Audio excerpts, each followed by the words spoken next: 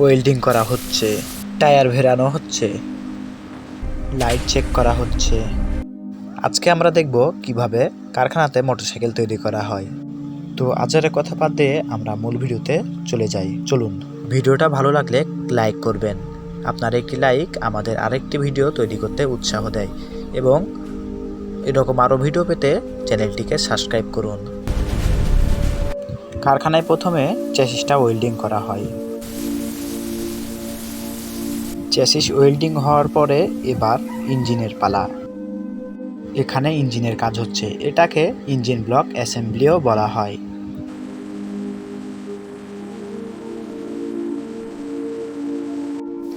এখন পেন্টিংয়ের পালা। এখন পেন্টিং করা হচ্ছে গাড়িতে, যেমন এখানে ব্লু কালার রং করা হচ্ছে গাড়িতে। ঠিক আছে, ইঞ্জিনটা ধীরে ধীরে নামাও। হ্যাঁ, বাম দিকটা অ্যালাইন করছি, ডান দিকটা পারফেক্ট ফিট। বোল্ট দাও, এই নাও, টর্ক দিয়ে আটকাও। কয়েন নাও, প্রথম বোল্ট লক করা হয়েছে। এবার ফ্রন্ট সাসপেনশন ইনস্টলেশন করার পরে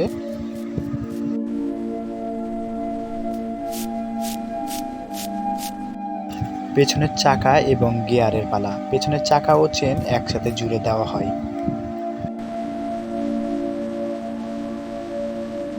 সামনের এলইডি মিটার সংযুক্ত করা হচ্ছে এবং চেক করা হচ্ছে আসলে এটা কাজ করছে কিনা, এবং বারবার বোতাম টিপে সেটা টেস্ট করা হচ্ছে। এবার দুই পাশে প্রোটেক্টর বেরানো হচ্ছে, এটাকে বলে আইফেয়ার অ্যাসেম্বলি।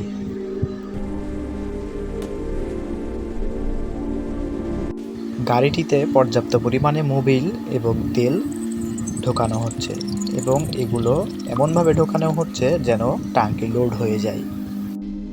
এখন দেখা হচ্ছে কেমন স্পিডে কাজ করছে এবং চেক করা হচ্ছে। তারপরে পরের সেগমেন্টে এটা আবার পরীক্ষা করা হবে।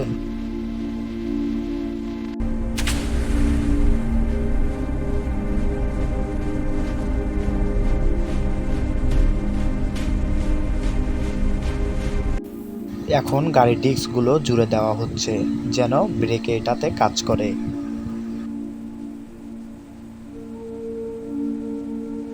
গাড়িটিতে ব্যান্ডিং ভেরানো হচ্ছে, যেমন এটা ইয়ামাহার R15 মডেলের গাড়ি, তাই এখানে ইয়ামাহা এবং R15 এর স্টিকার লাগানো হচ্ছে। ইঞ্জিনে সাইলেন্সার সংযোজন। এখানে সাইলেন্সার লাগিয়ে এখানে ভালো করে নাটটি টাইট দেওয়া হচ্ছে। এখানে সামনের হেডলাইটের উপরের অংশ এবং লুকিং গ্লাসটা ভালো করে ভেরানো হচ্ছে। এরপরে সিটের পালা। প্রথমে পেছনের সিট এবং পরে সামনের সিটে লাগিয়ে এবং পিছনের জায়গাটা সুন্দর করে ভিড়িয়ে দিচ্ছে। এখন মিটারে দেখা হচ্ছে আসলে এটা রিয়েল টাইম কাজ করছে কিনা সেটা চেক করা হচ্ছে। সবকিছু ঠিকঠাক থাকলে এবার করা হয় ফাইনাল পলিশ। এই পলিশের পরে এটাকে বাজারজাত করা হবে। এখন এটাতে গাড়ির চ্যাসিস নাম্বার তুলে দেওয়া হচ্ছে যেন সহজেই চিনতে পারা যায়।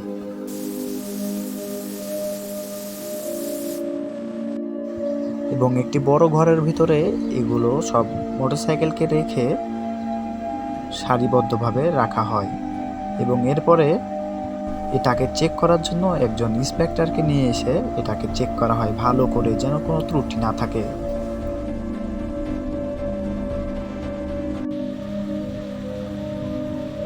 এখন এটা ব্রেক চেকের পালা।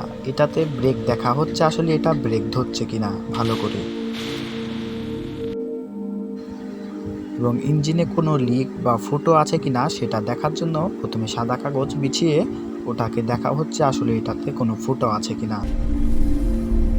এবার হেডলাইট পরীক্ষার পালা। হেডলাইটে দেখা হচ্ছে আসলে এটা ঠিকমতো কাজ করে কিনা। এবার সবকিছুতে প্যাকেজিং কাগজ লাগানো হচ্ছে যেন এগুলোতে ধুলো না পড়ে।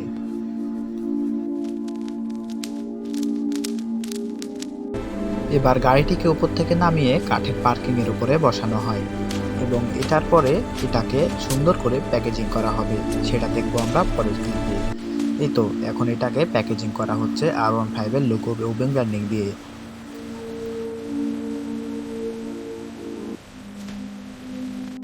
প্যাকেজিং করা শেষে এটাকে আরেক জায়গায় নিয়ে যাওয়া হয় যেন এটাকে ভালো করে স্টকে রাখা যায় এবং পরে এটাকে কন্টেইনারে তোলা হবে। এখন এটা কন্টেইনারে ওঠার জন্য প্রস্তুত এবং এটাকে কন্টেইনারে তোলা হচ্ছে। এই কন্টেইনার একটি ট্রাকে করে নিয়ে যাওয়া হবে। একটি ট্রাক কন্টেইনার সহ অনেকগুলো মোটরসাইকেল নিয়ে বেরিয়ে পড়েছে তার উদ্দেশ্যে এবং সে চলে যাচ্ছে। তো বন্ধুরা, কেমন লাগলো আজকের ভিডিও? আমরা আবার ফিরে আসবো নতুন কোনো ভিডিও নিয়ে। ততক্ষণে তোমরা ভালো এবং সুস্থ থাকবে। আল্লাহ হাফেজ।